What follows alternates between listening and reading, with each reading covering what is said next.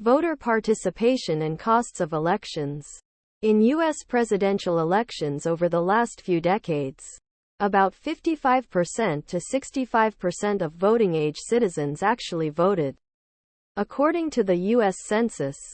In congressional elections when there is no presidential race, or in local elections, the turnout is typically lower, often less than half the eligible voters.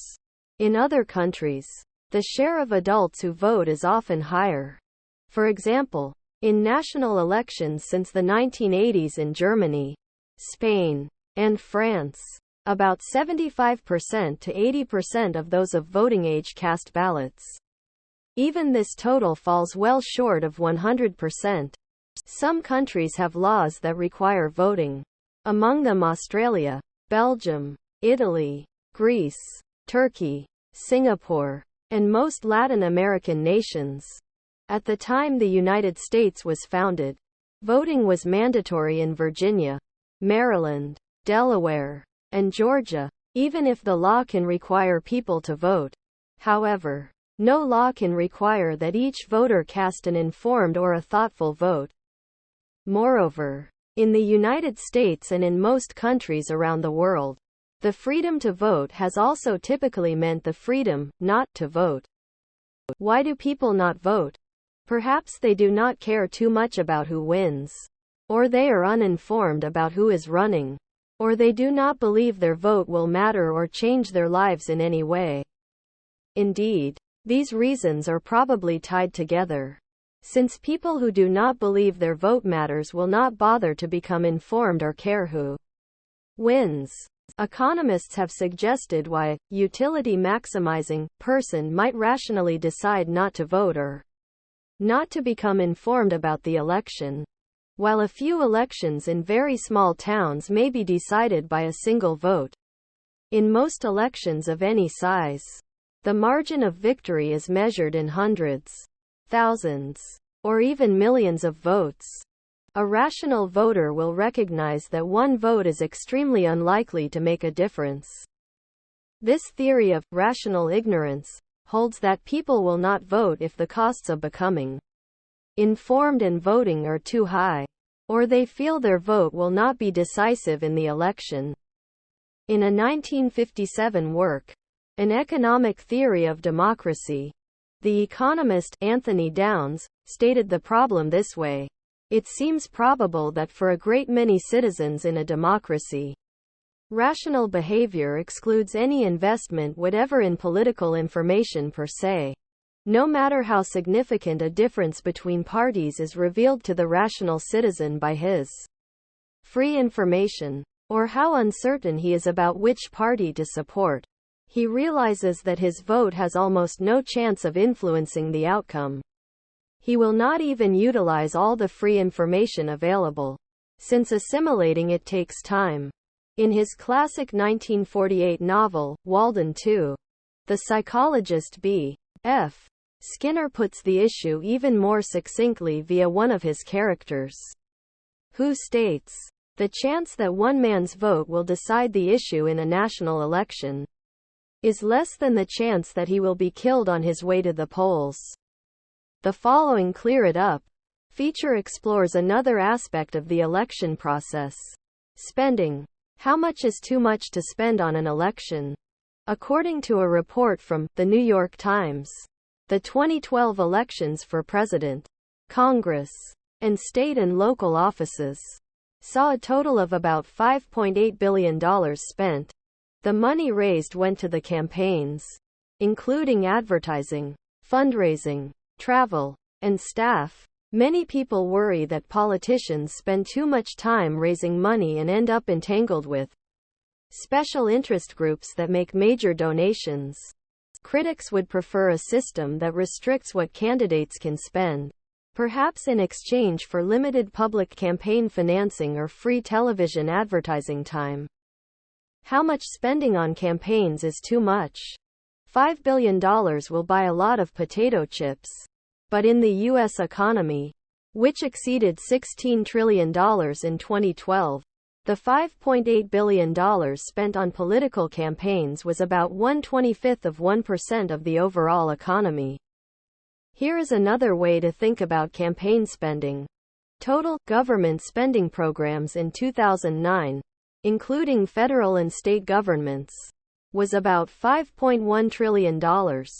So the cost of choosing the people who would determine how this money would be spent was about 1/10 of 1% of that. In the context of the enormous U.S. economy, $5.8 billion is not as much money as it sounds.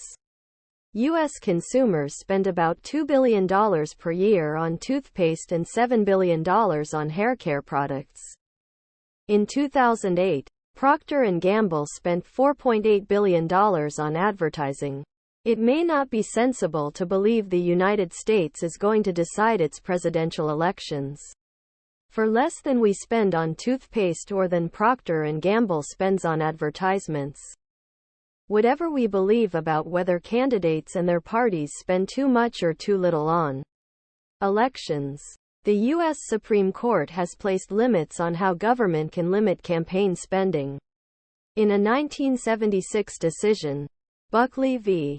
Valeo, the Supreme Court emphasized that the First Amendment to the U.S. Constitution specifies freedom of speech.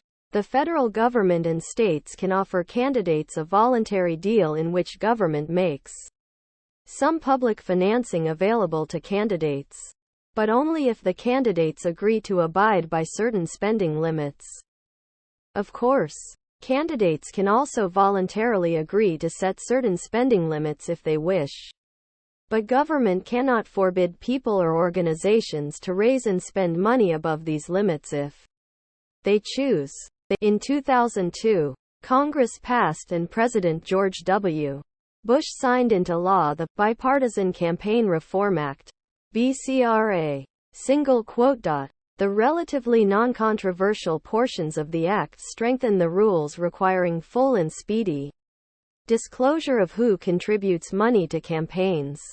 However, some controversial portions of the act limit the ability of individuals and groups to make certain kinds of political donations, and they ban certain kinds of advertising in the months leading up to an election.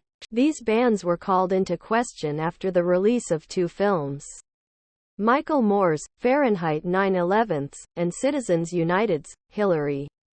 The movie at question was whether each film sought to discredit political candidates for office too close to an election. In violation of the BCRA, Moore's film was found by lower courts not to violate the act, while Citizens United's was. The fight reached the Supreme Court, as Citizens United v.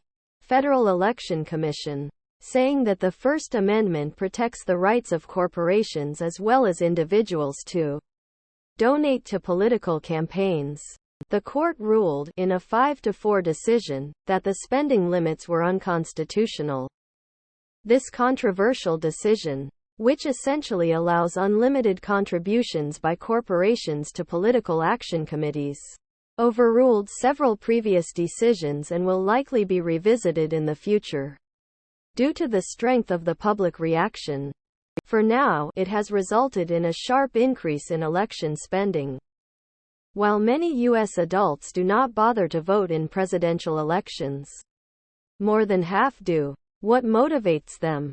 Research on voting behavior has shown that people who are more settled or more connected to society tend to vote more frequently. According to the Washington Post, more married people vote than single people. Those with a job vote more than the unemployed. Those who have lived longer in a neighborhood are more likely to vote than newcomers. Those who report that they know their neighbors and talk to them are more likely to vote than socially isolated people. Those with a higher income and level of education are also more likely to vote.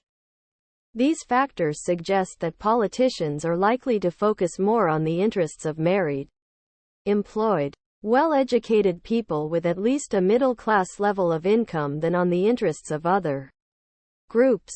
For example, those who vote may tend to be more supportive of financial assistance for the 2-year and four-year colleges they expect their children to attend than they are of medical care or public school education aimed at families of the poor and unemployed. A number of proposals have been offered to encourage greater voter turnout, making it easier to register to vote, keeping the polls open for more hours, or even moving election day to the weekend, when fewer people need to worry about jobs or school commitments. However, the changes that have been made do not seem to have caused a long-term upward trend in the number of people voting. After all, casting an informed vote will always impose some costs of time and energy. It is not clear how to strengthen people's feeling of connectedness to society in a way that will lead to a substantial increase in voter turnout. Without greater voter turnout, however, politicians elected by the votes of 60% or fewer of the population may not enact economic policy in the best interests of 100% of the population. Meanwhile, countering a long trend toward making voting easier, many states have recently erected new voting laws that critics say are actually barriers to voting. States have passed laws reducing early voting, restricting groups who are organizing get-out-the-vote efforts, enacted strict photo ID laws, as well as laws that require showing proof of U.S. citizenship. The ACLU argues that while these laws profess to prevent voter fraud, they are in effect making it harder for individuals to cast their vote. Key concepts and summary. The theory of rational ignorance says voters will recognize that their single vote is extremely unlikely to influence the outcome of an election. As a consequence, they will choose to remain uninformed about issues and not vote. This theory helps explain why voter turnout is so low in the United States. Thank you for watching BookTube channel. Make sure to smash the like and subscribe buttons to receive notifications about new contents.